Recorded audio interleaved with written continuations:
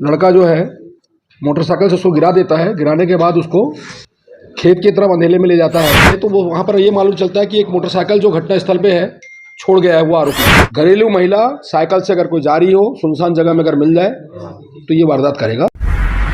दुर्ग police ने एक हैरान करने वाले मामले का खुलासा किया। आपको बता दें कि एक लूट और दुष्कर्म जैसे मामले का खुलासा किया है। सबसे बड़ा सवाल है कि युवक चलती साइकिल को ऐसे गिरा देता था और उसके बाद लूट करता था, फिर उसके बाद दुष्कर्म करता था। आपको बता दें कि इस संबंध में आज एक प्रेस कॉन्फ्रेंस के दौरान डीएसपी क्राइम ने खुलासा किया। और आपको बता दें हैरान करने वाला मामला है कि ये पहली बार ऐसा मामला देखने को मिला हो कि एक युवक अपनी हवस मिटाने के लिए एक चलती हुई साइकिल पर एक महिला को ऐसे गिरा देता है, उसके बाद लूट करता है, फिर दुष्कर्म करता है। ये बहुत बड़ा मामला है दुर्ग जिले के लिए।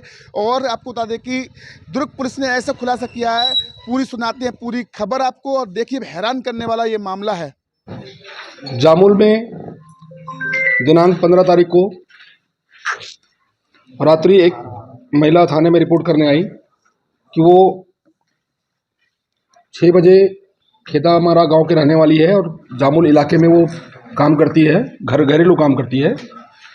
और वो घरेलू काम करके जब वापस जा रही थी साइकिल से, तो खेतामारा जो रोड है, बोगदा वाला जो जामुल नंदनी रोड है, वहाँ पर सुविधा हॉस्पिटल है। सुविधा हॉस्पिटल के आगे एक फटाका गोदाम है। वहाँ पर एक लड़का जो है मोटरसाइकिल से उसको गिरा देता है। गिराने के बाद उसको खेत की तरफ अंधेले में ले जाता है और अंधेले में ले जाकर के उसके साथ दुष्कर्म करता है। और उसके सारे जो जेवरात उसने जो उस टाइम पहने थे, कान की बाली, नाक में पायल, ये सारी चीज़ें उससे लूटपाट कर लेता है और उसका दुष्कर्म भी करता है। इस घटना को जैसे ये थाने के में आया, ये अति संवेदनशील मान करके, और बहुत सेंसिटिव मामला था ये, किसी महिला के साथ इस प्रकार का दुष्कर्म होना। तत्काल पुलिस अधीक्षक महोदय ने इसको बहुत ही गंभीरता से लेते हुए एसएसयू की टीम को इसमें लगाए थे और थाने के समस्त लोगों को भी अलर्ट किए थे। इसी तारतम्य में जब हम लोग सीसीटीवी फुटेज वगैरह निकाल रहे थे तो एक बाइक का हमको आइडेंटिफाई हुआ। एक बाइक से मोटरसाइकिल में वो बाइक आइडेंटिफाई हम लोग को हो चुका था।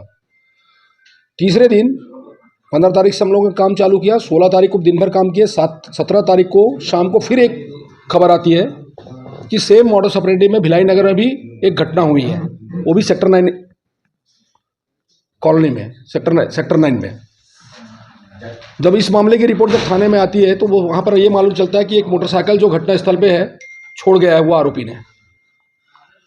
हमने उस मोटरसाइकिल को देखा तो हमको सेम वही मोटरसाइकिल नज़र आई।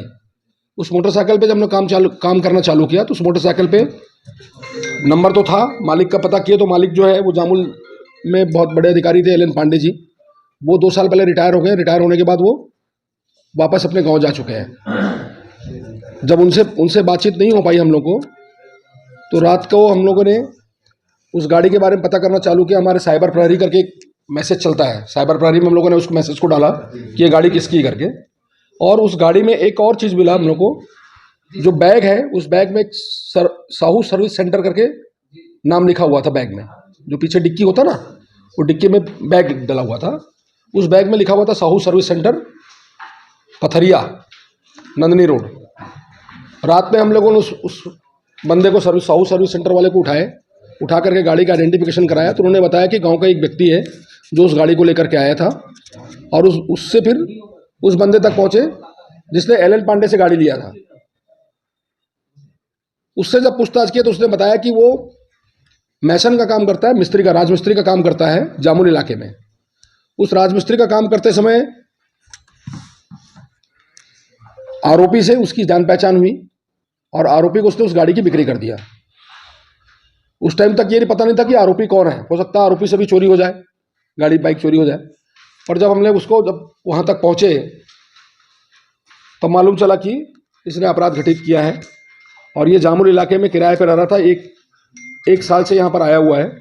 मूलतः बदायूं यूपी का रहने वाला है। ये 22 साल इसकी उम्र है।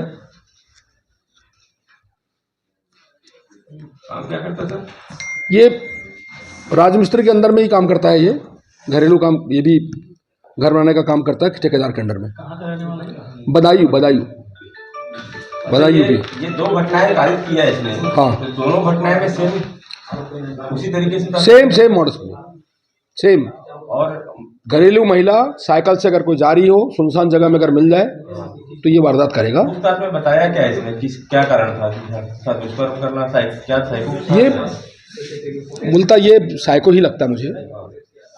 जिस बर्बरता के साथ उसने लूटपाट किया है, जिस बर्बरता के साथ उसने काम किया है, और शाम को दूसरी घटना में तो शाम को 4 बजे, मतलब ये घटना करने से पहले सोचना चाहिए, हिम्मत नहीं होनी चाहिए किसी की। पहली घटना कब की इसने? पहली घटना 15 तारीख को। 15 दिसंबर। हाँ 15 दिसंबर। और उसके बाद दूसरी 17। तो ये टारगेट रेकी कैसे करता था? जा रही कोई रैकी नहीं, जो मिल जाए। आपने डाला ना उसमें रेकी करता था। उसने महिला ने ये बताया कि वो उसको आरोपी ने ये बोला है कि मैं तुमको 3-4 दिन से वॉच कर रहा था, पर ऐसा नहीं है। उस टाइम जो उसने बोला, उस महिला को जिसने बोला, तो महिला ने जरूर बता दी पुलिस को, पर कोई वॉच नहीं किया था इसने। तो दुष्कर्म करता था, करने के बाद में जेवर वगैरह निकाल देता सब पूरा। क्या रखता था? मारपीट भी बहुत पूरा करता था। अच्छा। भय में डाल करके सबको सारे काम किया इसने। दोनों महिलाएं कहाँ थी? वहीं थी, जामू की? नहीं, एक जामू, एक विजयनगर। एक विजयनगर। विजयनगर हाँ, नथिंग, कुछ भी चीज नहीं पकड़ता ये, कोई वेपन नहीं। जो पास में पत्थर मिल गया, पत्थर, ये इस टाइप का हरकत है उसका। मतलब उस समय वो अतिरिक्त भय कारित करने वाली पोजीशन में रहता है। कोई भी महिला, अनजान महिला डर सकती है। उम्र कितनी है इसकी? 22 साल। कितना? मात्र 22 साल।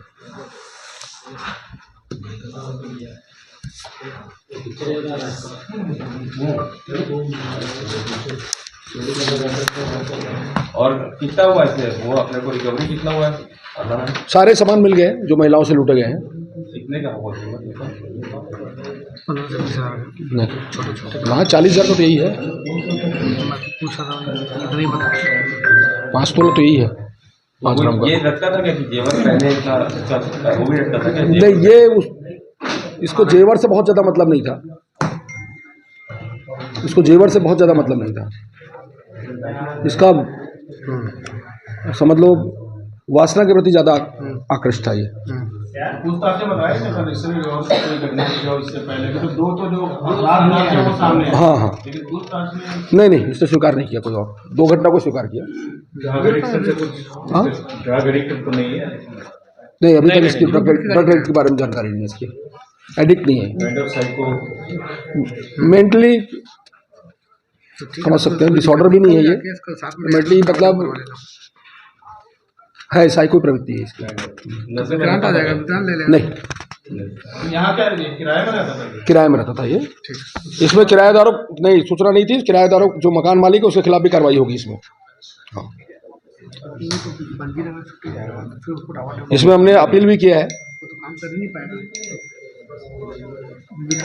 और इस घटना को हमने बहुत संवेदनशील मान के ही बहुत गोपनीयता रखे थे इसको, क्योंकि पॉसिबल है कि अपराधी भाग सकता था FIR करने, और सेंसिटिव हमने इसको बना के रखा था। दूसरा, महिलाओं को जबरदस्ती शहर भयभीत होता, तो हमने इसको बहुत गोपनीय तरीके से स्कैंडल किया। उसने किया था, तो उसके बाद वो अटैच था क्या महिला से कि मतलब फोन करके कुछ ऐसा? नथिंग, कोई बात नहीं, ना। इसने घटना किया, अपने दूसरे शिकार के लिए निकल गया। दूसरा शिकार में सक्सेस तो तीसरा शिकार के निकलता ही, पकड़ता नहीं तो। सोना चांदी को क्या करता था? रखा था अपने पास ना। उसका समय कहाँ हुआ था? 2 ही दिन तो हुआ था, बेटी कहाँ था? पहले फिजिकली असर्ट करते थे, उसके बाद ये लूटपाट तक तो ठीक है, ये फिजिकल भी होता था महिलाओं से? फिजिकल ही इसकी प्रायोरिटी रहती थी, लूटपाट सेकेंडरी था। अच्छा, लूटपाट सेकेंडरी, सीधी सी बात। मतलब वैसी वो है क्या? हाँ, वो बोल हाँ, बस जिस भाषा में आप समझ सकते हो वही भाषा में। लेकिन ये क्या महिलाओं को पहले चयन कर कोई चैन नहीं। अटेंडम अगर बाय द वे इसके जगह को दूसरे मिल जाती तो उसको वो दिक्कत नहीं था। मौके की ताकत